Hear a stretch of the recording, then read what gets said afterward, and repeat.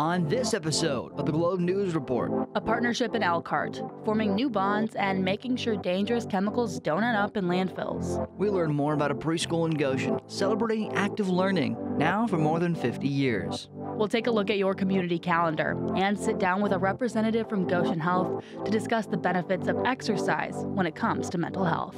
All that and more is coming up on the Globe News Report.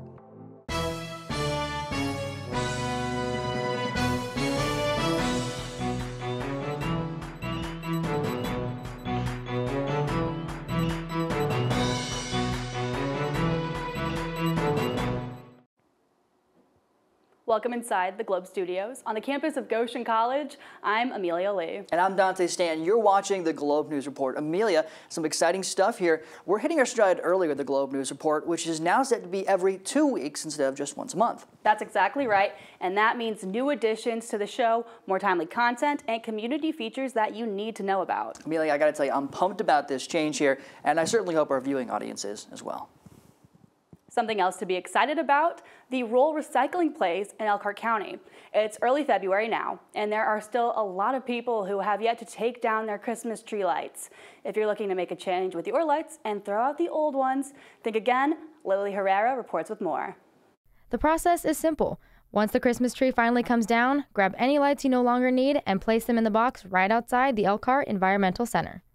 People can drop it off anytime. We have a box outside, so even if we're not open, people can drop stuff off. From there, Shoepan Recycling in Elkhart purchases the discarded lights and acts as the first stage in a long process of reintroducing the lights to a new environment, one not riddled with trash. So it's a nice little exchange because we, in turn, am going to ship it off after we get a very large box of them. We'll ship it off to our customer who will melt it down and reuse the copper that's in it. It's safe to say that the partnership between the two Hart City businesses has been mutually beneficial for each organization and for the environment, which no longer sees the addition of dangerous chemicals. You're talking a combination of things. You've got plastic, which is nothing but chemicals. You've got copper. Instead of it being wasted, it can be recycled and it can be reused for something else. With more than 300 pounds of lights recycled last year alone, their goal of pushing forward the growing trend that recycling really matters is looking better with each passing year. A lot of people are becoming more and more aware of the importance of recycling, and so it is growing. It also helps people feel good about doing the right thing with their stuff. It's not just going into a piece of land where it's going to sit forever. It's going to be made into other stuff, and we're conserving resources by reusing stuff instead of mining for new metals and things like that. It's a program with humble beginnings, but huge aspirations. I would love to see this program grow to the point to where no one is throwing this stuff away. This drop-off is available for anyone wanting to discard their old lights in a way that's environmentally safe, all the way through the end of the month. Reporting for Globe News, I'm Lily Herrera. Now, this program has officially ended. It wrapped up for locals on January 31st. But you can still take your old holiday lights directly to Shoepan for recycling at any point throughout the year.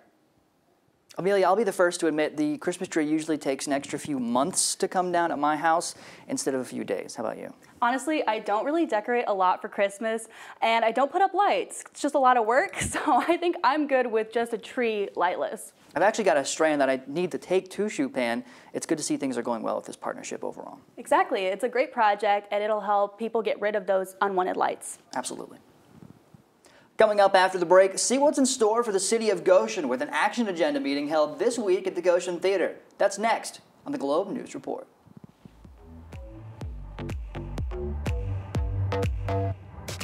Do you dream of a place to belong, to begin your journey, and to believe in something bigger than yourself? A place where you aren't lost in the crowd, but are part of the team. Communication professionals are in high demand, and Goshen College will give you the tools and hands-on experience to transform your passions into a rewarding career. Begin your career in journalism and be an agent of change at the best college newspaper in the state of Indiana, The Record. Begin a filmmaking career with 5 Core Media and work on Emmy-winning productions that propel graduates to Hollywood and beyond. And take our Semester in LA program to get a jump start in the industry. Begin your career as a public relations major, one of the fastest growing professions in the country. Begin a rewarding broadcasting career on the air at 91.1 The Globe, the best college radio station in the nation. Be a DJ, host TV shows, and broadcast live sports.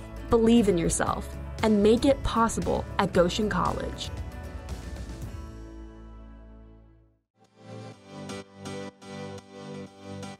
Thanks for joining us on the Globe News Report. Dante, this past week was a big one for the city of Goshen, with community leaders meeting on Tuesday to discuss the future of the city. Tuesday's meeting was a celebration for vibrant communities and their action agenda, which is a multi-year plan that details the city of Goshen's priorities over a 5-year span.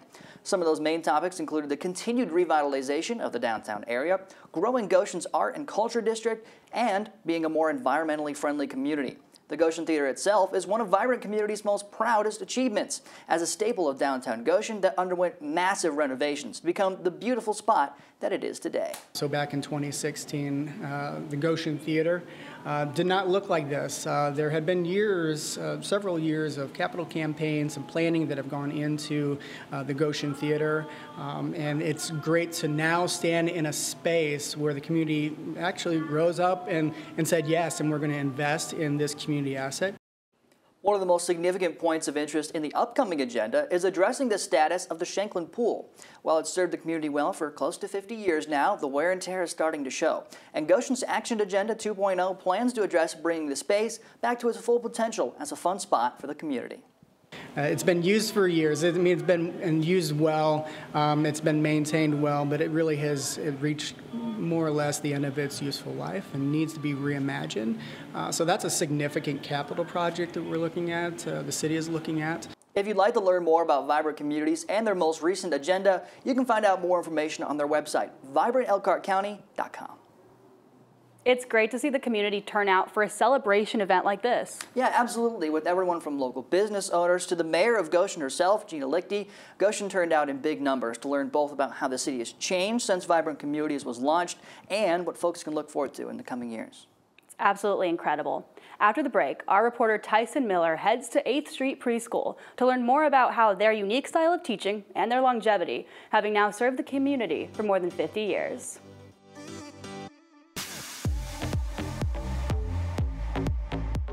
Goshen College. Everyone's at home here. Students from around the world and down the street find inspiration and lifelong friends in our unique, supportive community, right here in northern Indiana. Cutting-edge academics, real-world learning, and small, personalized classes make the difference, all surrounded by world-class culture and championship sports. Most importantly, it all leads to a record of amazing outcomes in diverse fields of study. From pre-med to social work, broadcasting to accounting, schedule your campus visit today at goshen.edu/visit. 8th Street Preschool is in its 50th year serving the Goshen community. The preschool originated organically and has grown from there. There were some mothers within the church who decided that they wanted to bring their kids together and kind of have a play date, but it was a little bit more intentional. It's amazing that 8th Street has kept the same mission, being play-based this whole time and not changing their morals and goals. Play-based learning is more than just fun and games. This structure has had major impacts on students, particularly those who don't speak English as their primary language. Something that we have noticed that's been huge is we've had a good number of students come to us who speak no English at all. We've had Russian, Ukraine, Japanese, Spanish, Haitian Creole, maybe a couple others that I can't think of, and you don't have to be able to speak English to be able to play. One big way the 8th Street Preschool does play-based learning is by pretending to have the jobs that they see around them every day. I teach a class of 20 4-year-olds, 4 to 5-year-olds, and we do pre-K skills. We learn about different community helpers right now, and then we get to go and play and pretend to be dentists and doctors and emergency workers. Jane Good, who's in her 19th year at 8th Street Preschool, summed up the school's impact on the community. I think it's made a big impact over the years. It's given families an opportunity to take their children to a place where they feel safe and they know their children are being cared for and loved on and given opportunities to learn and grow and just be prepared. Reporting for Globe News, I'm Tyson Miller. That was such a cute story. My heart has melted. And it's an incredible milestone. 50 years of active learning like that. It's just a huge achievement. Absolutely is. 8th Street is a staple of the community at this point, and that doesn't look like it's going to change anytime soon. I would be surprised to see them still thriving in another 50 years. Exactly. Just such a cute story. Coming up, we'll stay in the Maple City for a look at your local community calendar and the Goshen News Week in Review. You're watching the Globe News Report.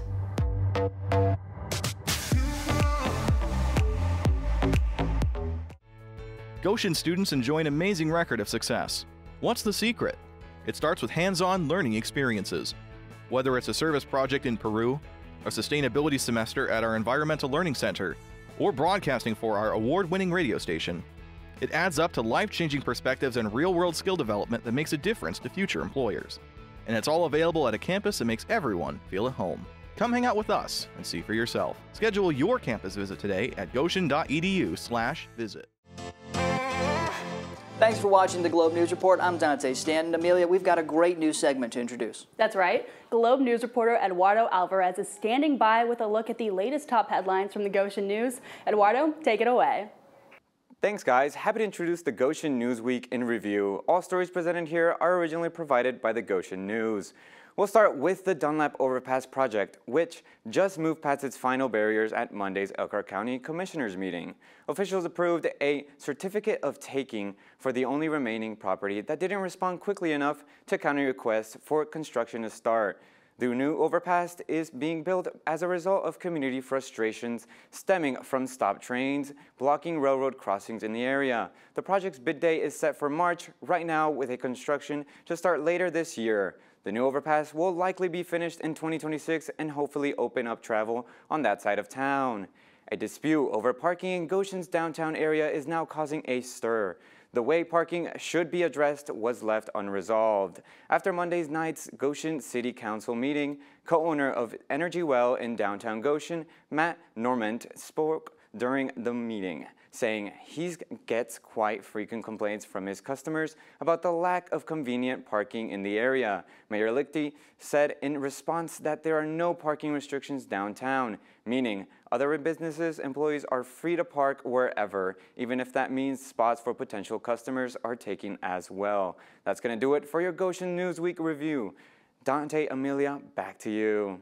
Thanks, Eduardo. Appreciate the update. Now, we'll turn our attention to the Globe Community Calendar. That's right, and it starts with Goshen First Fridays, which will take place tonight in downtown Goshen. The theme this month, Sweet Treats. It's to ward off the seasonal melancholy by treating yourself with some sweet treats and deals.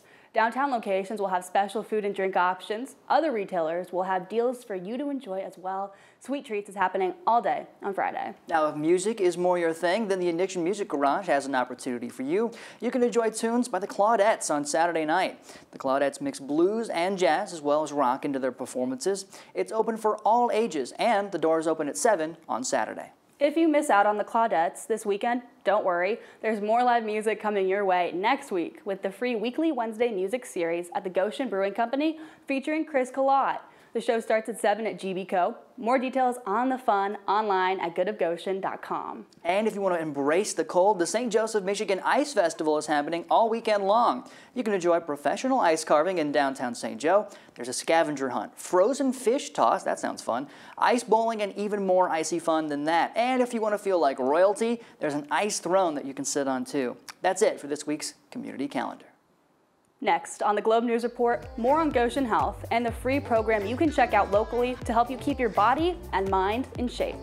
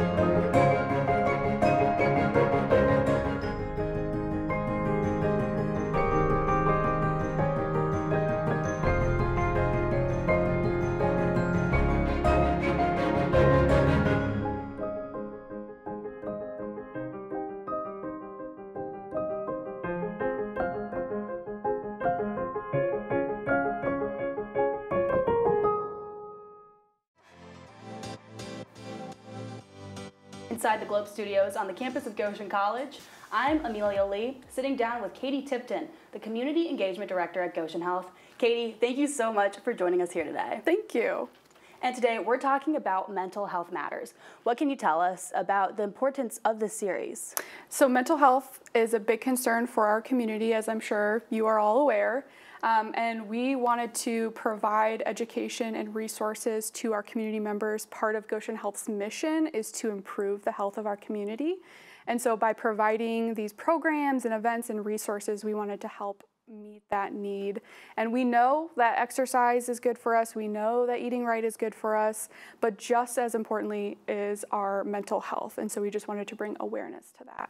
Yeah, and you're doing this with Goshen Public Library. Yes. What has this partnership been like with the library hosting the Thursday events? It has been wonderful. I will say, as part of the community engagement team at Goshen Health, we couldn't do half of what we do without our community partners.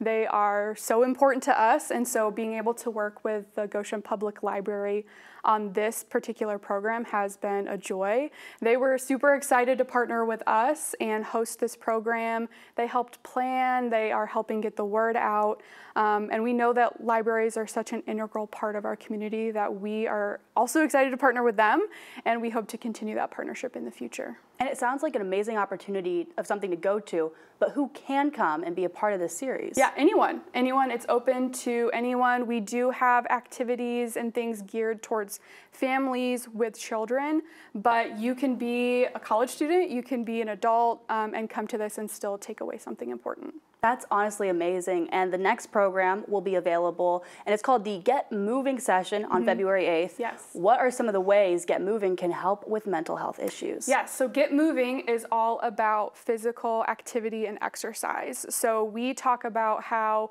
physical activity is good for our cardiovascular health and building muscle, but we also want to shine a light on how it impacts positively our mental health. So it can help us sleep better, it can help boost our mood, gives us energy and all those important things.